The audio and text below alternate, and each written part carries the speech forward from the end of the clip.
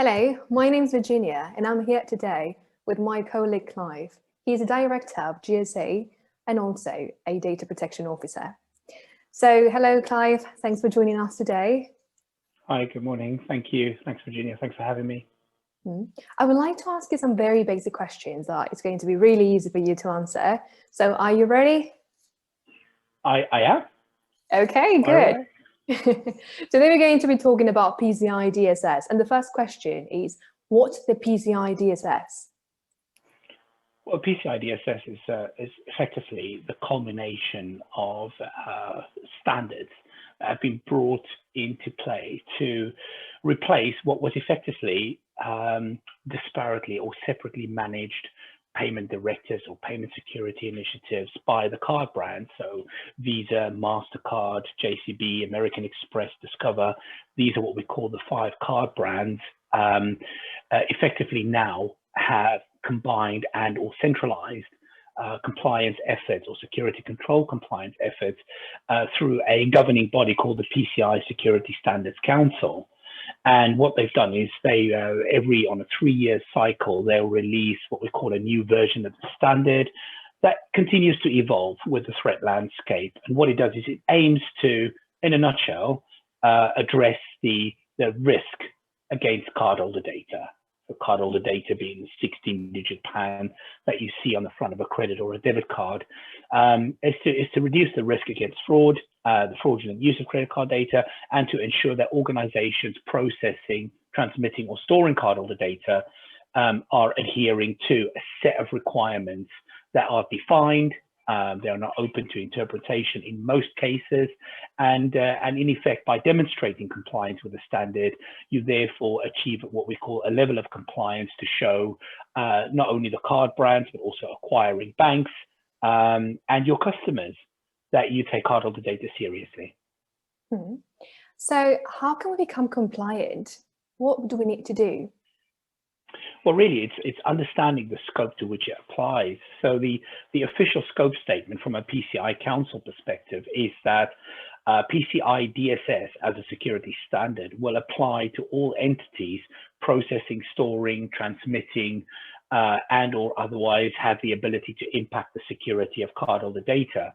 So if you're that entity that stores, processes, and transmits 16-digit PAN anywhere in the organization, and that could be in a myriad of ways, electronically, hard copy, so think of paper receipts, ledgers, financial ledgers, I don't know, reconciliation, anything that involves that 16-digit PAN, it's understanding the scope to which that applies. And once you have a firm grasp of the people, processes, and technology comprising that scope, effectively then you're able to apply the relevant requirements that the standards require. For instance, without getting too technical about it, requirement 1 will require that all perimeter security and or internal security defense mechanisms such as firewalls, routers, switches, etc. are secured. And effectively, requirement 2 will cover the IT supporting this. 3 will that will cover things like encryption of data at rest. 4, encryption of transmission of data, the way that should be transmitted securely, and everything else really just filters down into how that affects the individual, the system, or the piece of technology used for that process. The most important part being scoping. Understanding the scope will allow you to understand how PCI DSS applies to you as an organization. So now you're talking about applying to you. So what is the target audience? Anybody that processes, stores, or transmits cardholder data. So cardholder data can be defined as the 16-digit PAN, as I said earlier, and of course there's the expiry date, there's the what we call the CVV or the security code, the 3-digit security code in the back of the card, and then of course for what we call face-to-face merchants. So these are your merchants that operate payment terminals or points of interaction where you would dip or swipe the card and therefore reads the information on the card, such as pin block data and mag stripe data, which is the magnetic strip on the back. If you're an entity processing this information, and more importantly, if you're processing it in the clear and within your environment, PCI DSS will apply to you. You would need to be compliant. That said, there is a chain of enforcement, and this is something that really I think I want to make very clear from this is when you're an entity trying to understand as to whether PCI DSS applies to you or not, really just look at the chain of enforcement. So you've got the card brands, yeah. So we mentioned the 5 card brands, and under the 5 card brands will be what we call merchant acquirers or acquiring banks. And there's a whole host of them. You know, I can name them off by heart. But those acquiring banks are effectively reporting compliance to the card brands. They're saying to the card brands, Visa, Amex, JCB, etc., we have X amount of customers that we've acquired, and this is our compliance levels across our client base.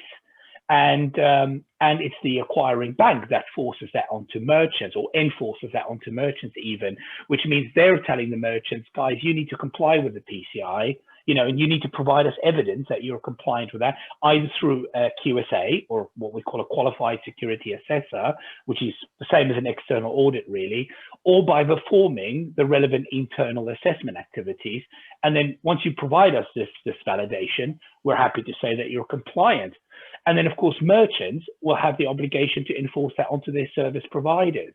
So, you know, where merchants have decided to outsource their cardholder data activities, such as storage, so think AWS, think Azure, our big data giants, and or they have service provider contracts with companies providing security services. I mean, look at us, Cypher. We provide security services to secure the environment in which cardholder data is processed for quite, you know, for a large base of customers, which means that we undertake a certain subset of requirements, and therefore merchants will expect us to comply with the PCI DSS or operate in a compliant manner. So that's your chain of enforcement. And once you understand that chain of enforcement, coming back to your question about, well, who does it apply to? Who's your target audience? It's everyone that processes PAN, everyone that processes cardholder data, process, store, transmit, yeah, and more importantly, entities that are being asked to comply via their acquiring banks. You know, entities that are being asked to comply because they're a service provider and potentially have the ability to impact the security of the customer card data environment. Hmm. All right. And can I ask you what are the penalties for non-compliance? That really is, you know, there's no set penalty threshold. You know, there's a very defined data privacy or GDPR fine threshold that's been defined. How this works is, so if you think back to that chain of enforcement that we talked about, where you have the card brands for enforcing compliance onto acquirers and acquirers enforcing compliance onto merchants, what we need to understand in this instance is, depending on the level of non-compliant customers that an acquiring bank has decided to acquire and or accept, depending on that level, they would be issued with a fine. Okay, and the fine could be whatever monetary value that is, depending on mitigating and aggravating circumstances. And really what the acquiring bank then does is, depending on the level of compliance within their customer base and how they operate, and depending on the level of the customer, they would then take that fine and they would split that into the various non-compliant customers. So effectively, fine from Visa onto acquirer, acquirer then splits that amongst its non-compliant customers. So, you know, I've seen fines anywhere from 2,000 euros a month to anywhere up to 25 to 30,000 euros a month. It just depends on the size, complexity, and compliance validation requirements of the organization. All right, understood. So before you were talking about one of the validation requirements, what are the other ones, or how many are there? Okay, so there's really only 2 types of validation requirements or expectations, and these are typically defined by the card brands. So, you know, I would normally tell customers to go to the relevant card brand website and you know, do a bit of digging. First and foremost, who defines what we call your operational level or your merchant level? Or this is your acquiring bank, and this is always going to be linked to the volume of card data transactions that you process. And I want to be very clear, it's not about your revenue, it's not the amount of money you generate, because you could process, for instance, less than 20,000 transactions per year, equaling, I don't know, 10 billion as a really wild example. And based on that transaction level, you're only a level 4. Equally 20,000 to 1 million transactions, you're a level 3. Now the processing of card, or the processing, storing, transmission becomes bigger. We start seeing growth into level 2, looking at 1 and 6 million transactions. And once you hit over 6 million transactions a year, you are considered a level 1. Yeah, you're a level 1 merchant. And to that end, your validation requirements would be anyone who operates at level 1 should and must involve the services of a qualified security assessor employed by a qualified security assessor company or QSAC. And what that will involve is what we call a report on compliance, a formal assessment, which is then followed by a supplementary document called an attestation of compliance to verify whether the customer is compliant or not. And also, to be countersigned by the QSA and by an executive within the organization to state that, we're all aligned, we're happy that we're compliant, it's been QSA signed, all the activities have been noted, proper validation has been completed. When you get to level 2, 3, and 4, the validation requirements have changed to what we call an SAQ, or self-assessment questionnaire. And whilst we would always recommend to customers that they at least utilize the services of a QSA to assist them with the relevant SAQ, and it's because SAQs are, can be tricky to navigate. It's actually not mandatory for them to involve a QSA company or a QSA for the very nature of it being a self-assessment questionnaire. They can complete that and what we call self-attest. So effectively, they're signing on the line saying, yes, we've checked all the boxes, we are compliant, and they would submit that to the acquiring bank along with what we call approved scanning vendor scan reports, so ASV scans. And of course, there's a requirement for them to do that on a quarterly basis. So they would, every quarter, they would submit to the acquiring bank a passing ASV scan to show that externally they are, they've put the relevant controls in place and that they're well secured, and they will supply along with that an SAQ. The SAQ is obviously an annual document, so they would only be supplying ASVs quarterly, but once a year they'd have to supply with that an SAQ to say, yes, we're compliant. And that's really the two differentiating factors. The reason we always encourage customers to involve the services of an SAQ, of a QSA, to complete self-assessment questionnaires is because they're actually very clever in the way that it's been set up, in the sense that there are so many different SAQs to choose from. Starting with SAQ A, type A, which covers an e-commerce, typically an e-commerce environment or a fully outsourced environment, to a PCI DSS compliant service provider. So where merchants have effectively outsourced all of their payment operations to a compliant service provider, they are typically in scope for SAQ-A. If they have some involvement with the payment process, you look at SAQ-AEP. When they use terminals, SAQ-B. When they are connected via IP network, SAQ-B-IP.